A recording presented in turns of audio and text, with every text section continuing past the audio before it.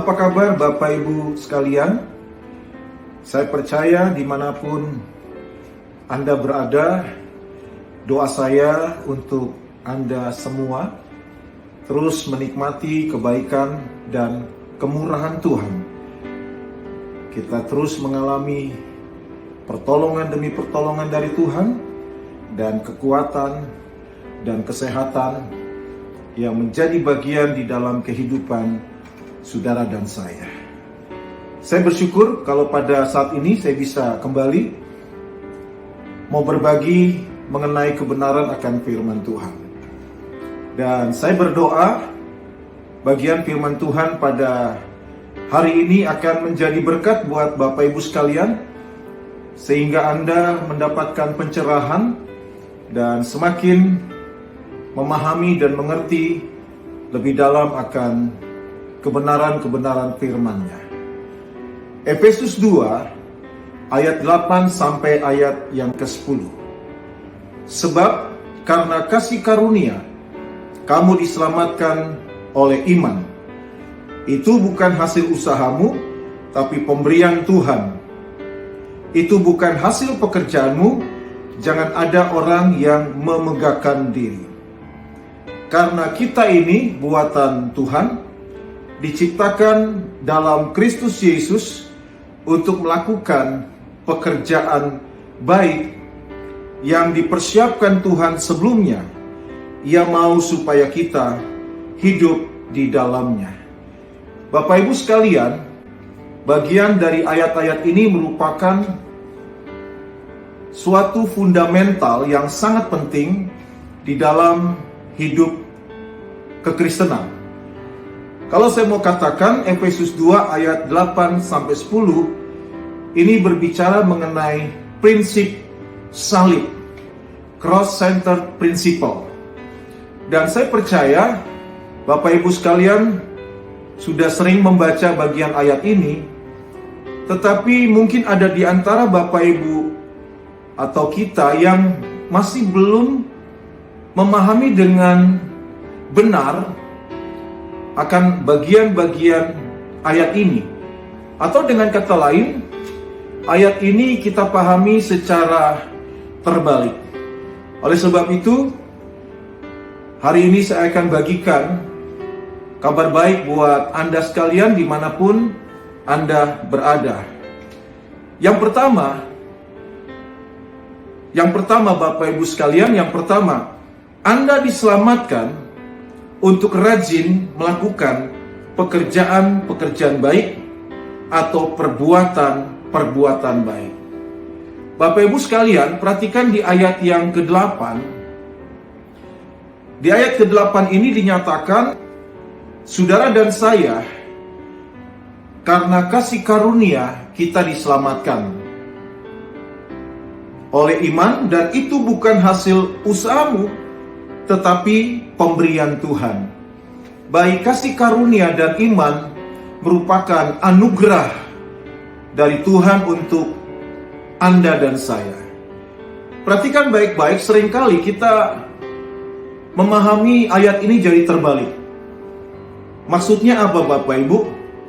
Di ayat 8 di sini mengajarkan kepada kita bahwa yang pertama, saudara dan saya diselamatkan karena kasih karunia oleh iman. Bukan usaha, bukan pekerjaan manusia kita, tetapi semua itu adalah anugerah yang Tuhan berikan untuk saudara dan saya.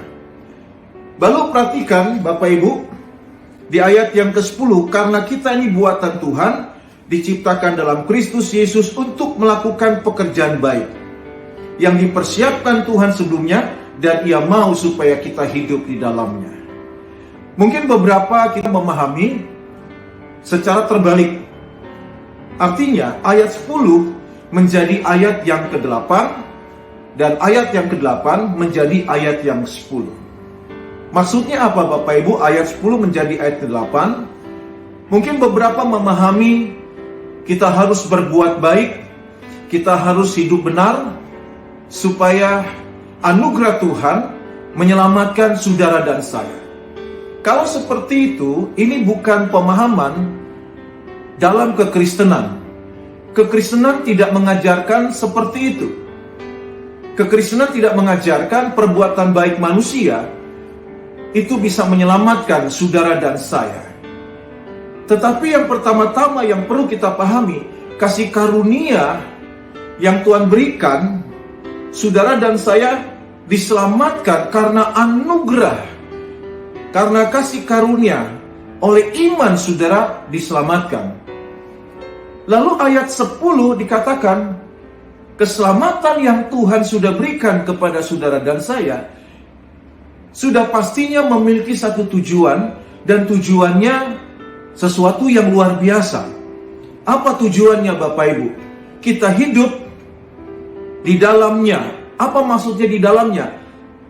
Yang dimaksudkan di dalamnya adalah melakukan pekerjaan-pekerjaan baik. Kalau dalam terjemahan New King James diterjemahkan good works, pekerjaan-pekerjaan baik atau perbuatan-perbuatan baik. Jadi perbuatan baik manusia tidak menghasilkan keselamatan, tapi keselamatan karena kasih karunia oleh iman itu akan menghasilkan good works, akan menghasilkan perbuatan-perbuatan baik dan pekerjaan-pekerjaan baik. Jadi yang pertama, Anda diselamatkan untuk rajin untuk melakukan pekerjaan-pekerjaan baik atau perbuatan-perbuatan baik. Jangan dibaliki ayatnya, posisinya Bapak Ibu.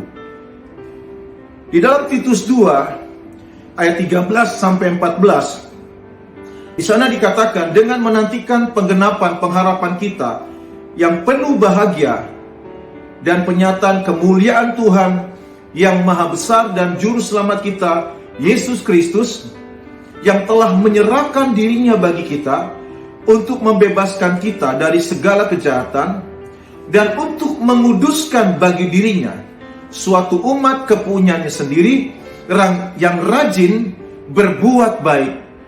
Dalam NKJV, berbuat baik tidak dalam bentuk tunggal tapi jamak. Diterjemahkan dengan good works.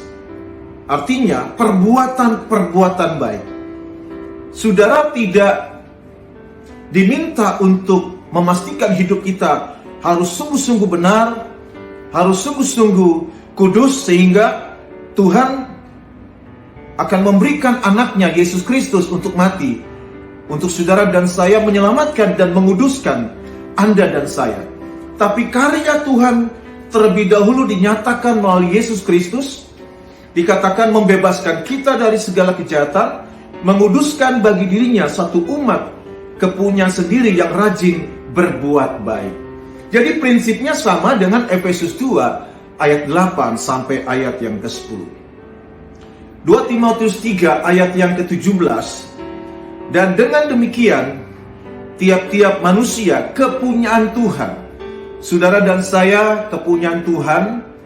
Saudara dan saya adalah umat pilihan Tuhan secara khusus. Jadi tiap-tiap manusia kepunyaan Tuhan diperlengkapi untuk setiap perbuatan baik, every good works. Jadi keselamatan yang Tuhan anugerahkan kepada saudara dan saya sudah ada tujuannya pastinya, yaitu saudara dan saya menjadi orang-orang percaya yang rajin untuk melakukan pekerjaan-pekerjaan baik, yang rajin untuk melakukan perbuatan-perbuatan baik.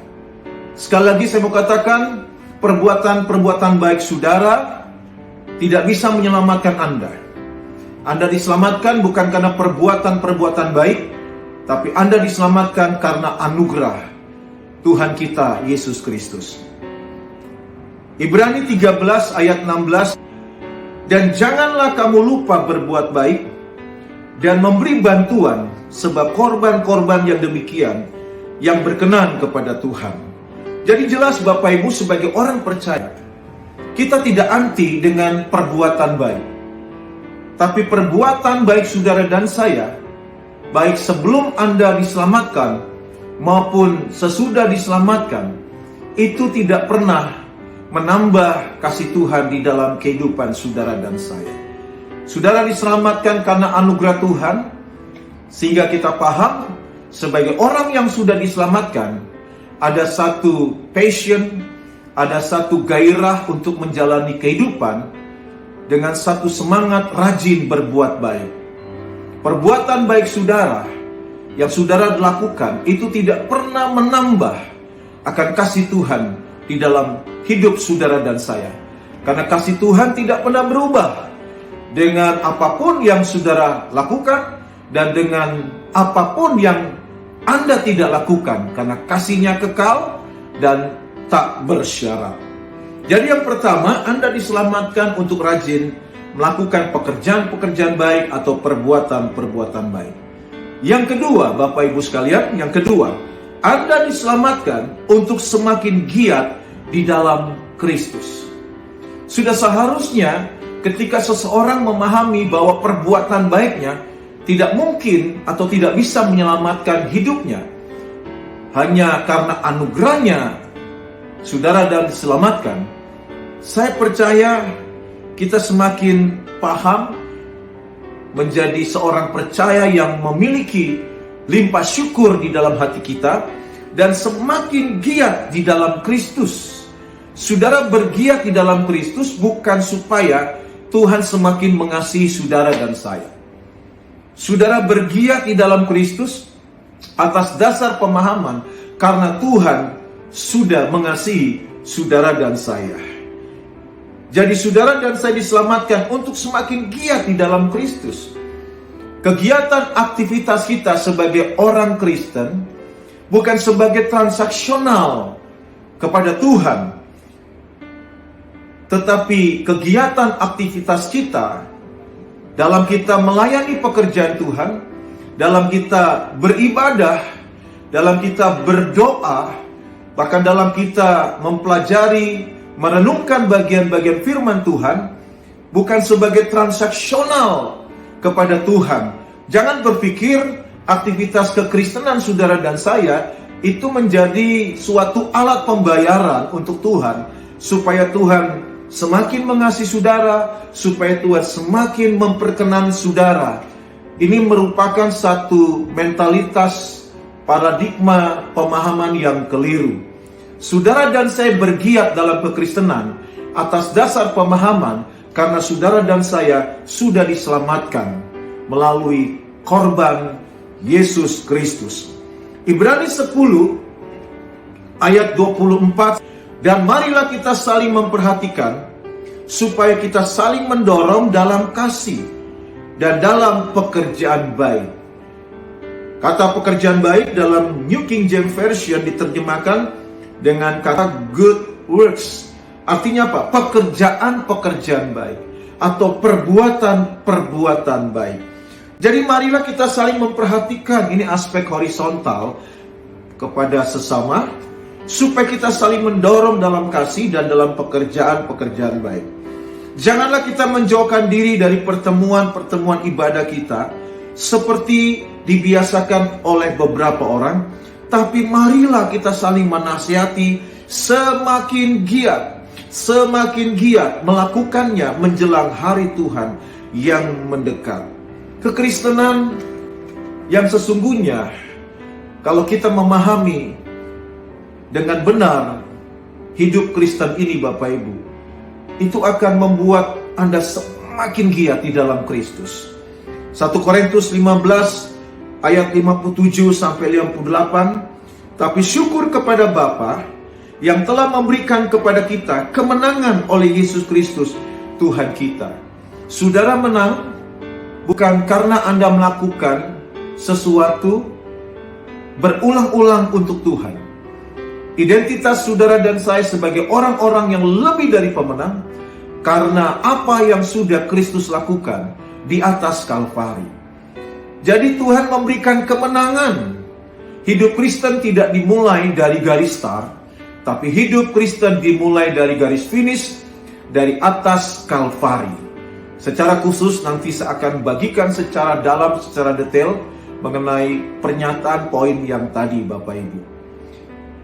Jadi Ibrani 10 ayat 24 dan 25 mengingatkan kepada kita untuk semakin giat. Dan Paulus juga mengatakan kepada jemaat di Korintus 1 Korintus 15, tadi kita sudah baca ayat 57, lalu perhatikan ayat yang ke-58. Karena itu, saudara-saudaraku yang kekasih, berdirilah teguh, jangan goyah, dan giatlah selalu dalam pekerjaan Tuhan, sebab kamu tahu bahwa dalam persekutuan dengan Tuhan, jerih payahmu tidak sia-sia. Saudara, di dalam Kristus, aktivitas kekristenan kita tidak akan sia-sia. Tapi perlu Anda pahami sekali lagi Bapak Ibu, bukan kegiatan aktivitas kekristenan Anda yang akan menghasilkan identitas. Saya dulu berpikir semakin saya bergiat dalam melakukan aktivitas-aktivitas pelayanan, dalam melakukan aktivitas dalam kekristenan, saya dulu berpikir maka Tuhan akan semakin senang, semakin sayang, dan saya semakin diperkenan oleh Tuhan. Kalau mindsetnya seperti itu berarti Bapak Ibu, aktivitas menghasilkan identitas. Ini mindset yang perlu dirubah. Bukan aktivitas kekristenan Anda yang menghasilkan identitas, tapi identitas saudara dan saya, orang-orang yang sudah diselamatkan, orang-orang yang sudah dinyatakan, orang-orang yang lebih dari pemenang, orang-orang benar. Semua itu menjadi bagian saudara dan saya melalui karya Kristus. Itu adalah identitas saudara. Jadi identitas saudara dan saya di dalam Kristus akan menghasilkan aktivitas-aktivitas dalam kekristenan kita. Sekali lagi, aktivitas-aktivitas kekristenan Anda tidak menghasilkan identitas. Tapi sebaliknya, identitas saudara dan saya akan menghasilkan aktivitas dalam kekristenan. Jadi Efesus pasal 2 ayat 8 sampai 10 kita harus memahami secara tepat. Ayat 8 di sana dituliskan bahwa karena kasih karunia kamu diselamatkan oleh iman. Itu bukan hasil upayamu, usahamu, tapi semua itu pemberian Tuhan, bukan hasil pekerjaanmu. Jangan ada orang yang memegahkan diri. Baru ayat 10 Paulus katakan, karena kita ini buatan Tuhan, diciptakan dalam Kristus Yesus untuk melakukan pekerjaan-pekerjaan baik. Perhatikan kalimat selanjutnya, yang dipersiapkan Tuhan sebelumnya. Dan ia mau supaya kita hidup di dalamnya. Di dalam apa? Di dalam apa? Di dalam pekerjaan dan perbuatan baik. Bapak Ibu sekalian, saya berdoa melalui renungan firman Tuhan yang singkat ini akan mengubah mindset mentalitas kita di dalam kekristenan. Saya mau katakan kepada Anda semua, kekristenan tidak anti perbuatan baik. Justru Tuhan mau Anda ada di dalamnya. Tetapi perbuatan-perbuatan baik saudara dan saya, baik sebelum Anda diselamatkan maupun sesudah Anda diselamatkan, tidak pernah menambah dan mengurangi kasih Tuhan yang dinyatakan kepada saudara dan saya. Saudara, yang pertama, Anda rajin berbuat baik. Bahkan yang kedua, Anda giat di dalam Kristus sebagai respon terhadap kasih, kebaikan, kemurahan Tuhan yang Dia sudah nyatakan untuk saudara dan saya. Sehingga kita sebagai orang Kristen tidak menjalani hidup Kristen ini dengan beban, dengan kewajiban, dengan mentalitas legalisme. Legalisme itu ketaatan tanpa kasih. Kita taat karena kewajiban, tapi kita nggak mengerti yang Tuhan mau segala sesuatu yang kita lakukan karena melihat kasih-Nya yang Dia sudah nyatakan untuk saudara dan saya. Bukan karena kewajiban, tapi karena kasih yang Tuhan sudah nyatakan untuk saudara dan saya. Tuhan Yesus memberkati Bapak Ibu sekalian, dimanapun Anda berada, tetap kuat, sehat, dan selalu menikmati kebaikan dan kemurahan Tuhan. Shalom.